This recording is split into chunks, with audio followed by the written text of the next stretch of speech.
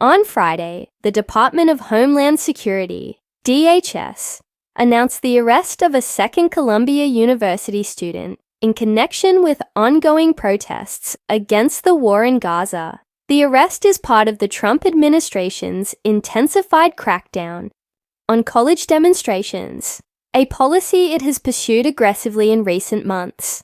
This latest move follows the detention of Mahmoud Khalil, a graduate student at Columbia and a green card holder, who was taken into custody earlier this week. Khalil had played a prominent role in organizing protests on campus last year. The arrest of Lekar Cordia.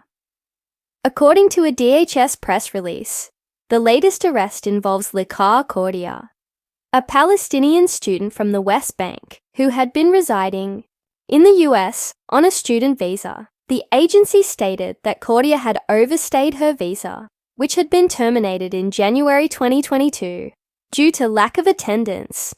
DHS officials further revealed that Cordia had been previously arrested in April 2023 for participating in pro-Gaza demonstrations on Columbia's campus. Federal officials justified Cordia's arrest by pointing to visa regulations, arguing that students who violate the terms of their stay in the US must face legal consequences.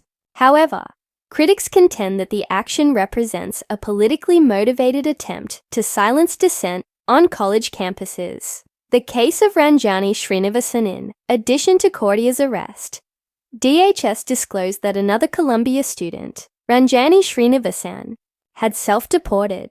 Srinivasan, an Indian national, had been studying urban planning as a doctoral student at Columbia University, but recently had her visa revoked. According to DHS, she used the CBP Home app to leave the United States voluntarily. DHS also released a video allegedly showing Srinivasan's self-deportation process via the CBP Home app. The video, intended to highlight the administration's strict enforcement of immigration policies, has been met with skepticism by immigrant rights advocates who question whether Srinivasan had been coerced into leaving the country. Accusations and controversy. The arrests and deportation orders have sparked significant controversy, particularly over DHS's rhetoric. The department claimed, without providing any evidence, that both students were supporters of Hamas. This assertion was included in a press release that, at one point, misspelled the organization's name as Hamas, Homeland Security Secretary. Kristi Noem defended the administration's stance, saying, "It is a privilege to be granted a visa to live and study in the United States of America. When you advocate for violence and terrorism, that privilege should be revoked, and you should not be in this country. I am glad to see one of the Columbia University terrorist sympathizers use the CBP Home app to self-deport." Critics, including civil rights organizations and university faculty, have pushed back against Noem's comments, arguing that they amount to McCarthy-era tactics aimed at suppressing free speech. Many have pointed out that neither student has been charged with any crime related to terrorism, and their involvement in protests was within their First Amendment rights. Trump administration's broader crackdown on campus protests. The arrests come as part of a broader crackdown on student protests by the Trump administration.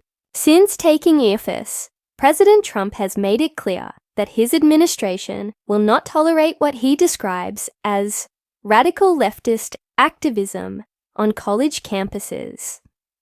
On Friday, Secretary of State Marco Rubio reaffirmed the administration's commitment to stricter immigration enforcement, particularly targeting foreign students involved in protests. In the days to come, you should expect more visas will be revoked as we identify people that we should have never allowed in, Rubio stated. In an interview with Reuters, the Trump administration has frequently accused elite universities of fostering anti-American sentiments. Columbia University, in particular, has been in the crosshairs of federal authorities due to its history of student activism. The university was a major site of protests against the Vietnam War in the 1960s and has remained a hub for progressive political movements, escalating federal actions against Columbia University. The federal government's actions against Columbia University have not been limited to student arrests. On Thursday, Interim University President Katrina Armstrong revealed that DHS agents, armed with judicially approved warrants, conducted searches of 2 student residences on campus. No one was arrested or detained, no items were removed, and no further action was taken, Armstrong said in a statement. While the searches did not result in immediate arrests, they have contributed to growing concerns about government overreach on college campuses, intensifying the pressure on Columbia. The federal government recently announced that it would revoke $400 million in grants and contracts from the university.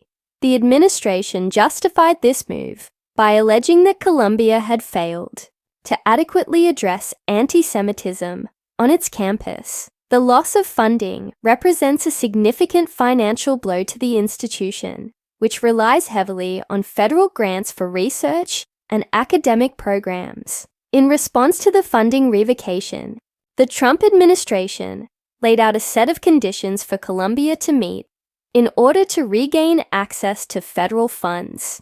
These conditions include enforcing stricter disciplinary policies, banning face coverings at protests, and implementing other measures designed to curtail student activism.